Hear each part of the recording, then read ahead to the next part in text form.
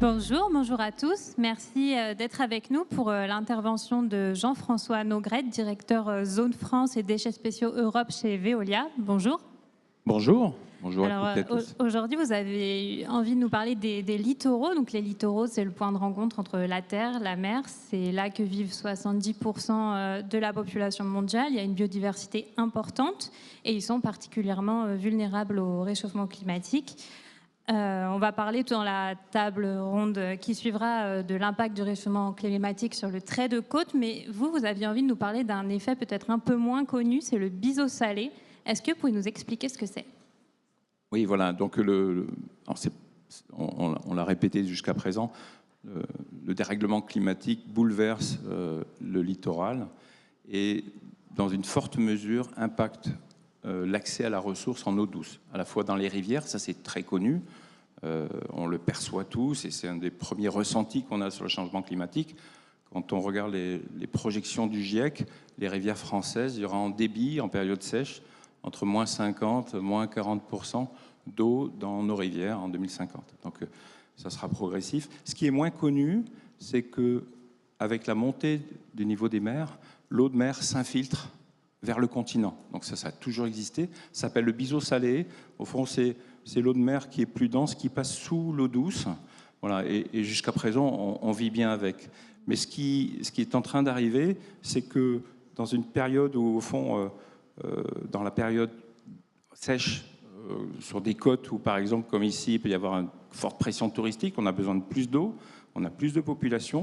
En fait, il y a moins d'eau dans les rivières et l'eau de mer continue de s'infiltrer. Et donc, si on pompe trop d'eau, on va faire des remontées salines.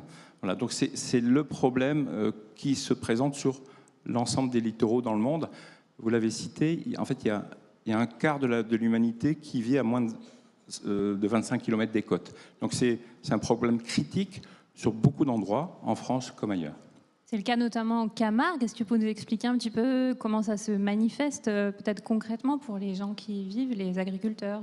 Exactement. Donc en Camargue, c'est un cas d'école qui est bien connu en France. En fait, en période sèche, quand l'eau du Rhône s'écoule, mais un peu moins, avec un peu moins de débit, que la mer monte, donc c'est la dilatation qui arrive, les infiltrations salines sont plus fortes. Et donc, on commence à avoir, pour la riziculture, vraiment une très forte perturbation. Et quand on a besoin d'irriguer, et c'est plutôt dans la période estivale, on pompe l'eau en surface, ce qui fait ces remontées salines. Donc aujourd'hui, en Camargue, il y a toutes sortes de gestion nouvelles qui doivent se mettre en place, à la fois sur la restauration de zones humides, sur une transformation de l'irrigation, et malheureusement aussi sur des déplacements de cultures agricoles. Donc c'est quand même une transformation du territoire qui doit se faire avec le consentement d'une population. Et ça va beaucoup plus vite parce que le biseau salé, on le perçoit pas, on le touche pas du doigt. Ça génère pas mal de conflits d'usage, notamment en Camargue. Et quelles sont les solutions pour faire face à ça ? Bien sûr, il y a la lutte contre le réchauffement climatique au niveau global, mais peut-être localement, en fait, qu'est-ce qu'on peut faire ? Alors, il y a toutes sortes de combinaisons. En général, c'est un ensemble de solutions qui sont mises en œuvre. Je vais donner l'exemple de ce qui se fait à Barcelone. On n'est pas très loin d'ici. À Barcelone, donc, il y a eu un gros travail sur la sobriété, c'est-à-dire un changement d'habitude, qu'on soit industriel, population. Il y a eu un gros travail sur la réinjection d'eau dans les nappes pendant l'hiver. Donc ça, c'est une première solution qui mêle un peu la nature et la technologie. Et puis, il y a quand même du recyclage. Aujourd'hui, l'irrigation près de Barcelone se fait avec de l'eau usée recyclée et il y a du dessalement. Et à certaines périodes de l'année, à Barcelone, quand on tourne le robinet, en fait, il y a un tiers d'eau qui vient de la ressource naturelle classique. Il y a un tiers, c'est de l'eau recyclée, de l'eau usée recyclée, et un tiers de dessalement. C'est pas très loin, Barcelone. Et le climat change. Et donc ces solutions doivent être mises en place par un territoire. On voit bien, on n'est pas très loin. Pourtant, c'est des solutions qu'on ne connaît pas encore ici. Et cet enjeu de trouver la bonne combinaison, celle qui est acceptable économiquement, socialement, pour un territoire, c'est sans doute l'enjeu qui est le plus fort. Oui, oui, enfin, vous parliez de sobriété. En Camargue, il y a aussi des questions de renaturation qui opposent certaines personnes. Chez Veolia, vous avez fait une étude sur l'acceptabilité de ce type de mesures. Qu'est-ce que ça nous apprend, cette étude? Voilà, donc on le fait de façon internationale sur 28 pays, sur ce qu'on appelle ça le baromètre de la transformation écologique. Et ce qui est remarquable, quand on regarde le cas de la France, quand on regarde le cas des littoraux français, l'étude est très claire dans ses enseignements. D'abord, les gens sont non seulement informés, mais concernés. Et ils se sentent entre 2/3 et 3/4 vulnérables par rapport au changement climatique, vulnérables sur leur qualité de vie, leur maison, les retraits d'argile, etc., les feux de forêt, les inondations, mais aussi vulnérables sur leur santé et vulnérables même sur les tensions économiques que ça peut provoquer, notamment, on vient de parler de la riziculture, et notamment tout ce qui a trait à la pêche et à l'agriculture.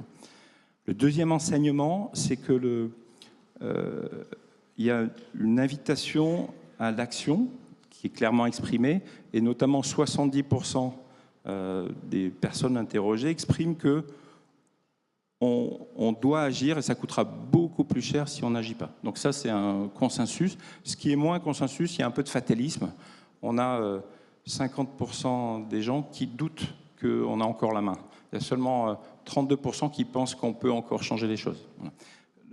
Et ça, c'est vrai sur la population française. On a l'impression qu'on est pessimiste, mais c'est vrai un peu partout ailleurs.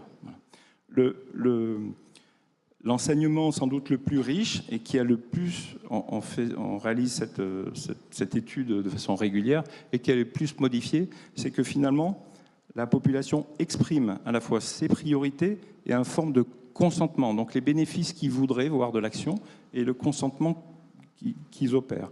Donc le bénéfice, c'est la santé. Donc en gros, on doit prévenir les enjeux de santé, donc les enjeux de pollution. Il y a l'accès aux services essentiels, l'eau potable en fait partie, l'énergie, etc. Ça, ce sont les priorités qui sont très clairement exprimées au-delà des 80%. Et ce qui est nouveau, ce sont les consentements qu'expriment les populations. Et donc, dans le cas de l'eau, plus de 80% de la population française exprime qu'elle est tout à fait prête à consommer un produit agricole qui aurait été irrigué par de l'eau recyclée. Ça, c'est nouveau. Il y a quelques années, on mesurait l'effet Burke. Là, c'est complètement nouveau. Il y a 61% de la population française qui exprime qu'ils peuvent boire de l'eau qui est recyclée. Ça, c'est très nouveau. Il y a 2 ans, même 18 mois, c'était moins de 50%. Donc, la population exprime clairement une forme de consentement pour l'action. Et c'est comme la condition à développer toutes ces solutions locales. Et pour que les territoires fonctionnent, ils expriment également qu'ils croient vraiment à l'implication de leurs élus, des populations et de l'industrie. Ça aussi, c'est nouveau. Voilà. En combinant, et ça, ils sont plus de 50% à le dire, ils croient à la sobriété mêlée à la technologie. Donc, en gros, il y a une attente, on va dire, dans les territoires sur la transformation écologique, et au-delà de l'attente, il y a une préparation des populations, sans doute beaucoup plus qu'on ne le pensait. Ouais, elles sont prêtes, même si des fois, on a l'impression que les politiques publiques freinent par peur de déplaire aux populations, mais finalement, elles sont prêtes. Donc, il faut les embarquer, peut-être les impliquer, en fait. Oui, voilà. Et donc, notre droit, par exemple, il est un peu en retard sur la réutilisation des eaux usées. Ben, voilà, la population est plus prête que notre droit. Ça avance. Et donc, je veux juste te dire, il y a aussi un peu de positif dans tous ces élans. Merci beaucoup Jean-François Nogrette. Je vais laisser la place à Laurence Bottero et ses invités qui vont nous parler du trait de côte.